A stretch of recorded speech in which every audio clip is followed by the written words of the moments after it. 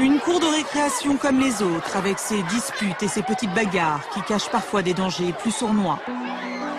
Dans toutes les écoles de France, des élèves sont martyrisés tous les jours par leurs camarades. Ils sont victimes de harcèlement collectif.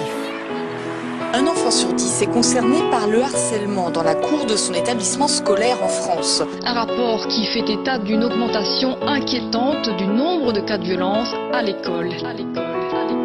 Petite Émilie, 6 ans et demi, est l'unique fille d'une famille reconstruite. Une mère pour qui elle est toute sa vie, et un beau-père qui l'aime comme si elle était de lui. Si gentille, si belle, des yeux qu'on sorcelle. Pour ceux de sa mère, elle en était la prunelle. Elle ne pouvait pas vivre l'une sans elle. Leur relation était devenue plus que fusionnelle.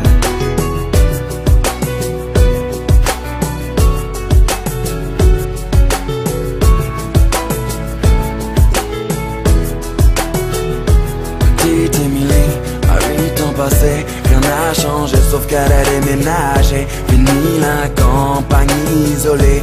Elle vit maintenant en ville car sa maman fut mutée. Une nouvelle école, de nouveaux amis. Elle ne mit pas longtemps à s'adapter à cette vie. Du haut de ses 8 ans on peut dire qu'elle est ravie, car tout va pour le mieux pour petite Émilie.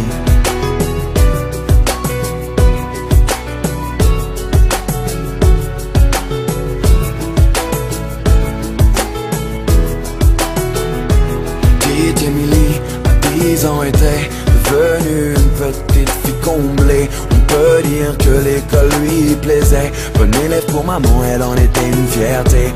Un peu rondelette, de bonnes petites joues.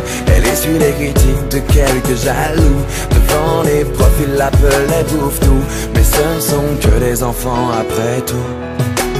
Depuis quelque temps, une nouvelle forme de violence se développe sur les réseaux sociaux. Elles prennent différentes formes, elles peuvent prendre la forme de châtiment corporel, mais elles peuvent aussi prendre une forme plus insidieuse, qui est tout ce qui est la violence plus psychologique. Petite Émilie, à 12 ans maintenant, adolescente renfermée aux grandes dames de maman. Fini le joli visage souriant, c'est une petite fille maussade qu'elle est devenue à présent. Faut dire qu'au collège, tout avait changé. Trop d'élèves ne faisaient que de se moquer. Partout elle se sentait rejetée, tantôt frappée, tantôt injuriée. Elle se demandait comment faire face. Elle était devenue le souffle-douleur de la classe. Sur les réseaux sociaux, ils l'appelaient la dégueulasse. Des photos d'elle tournées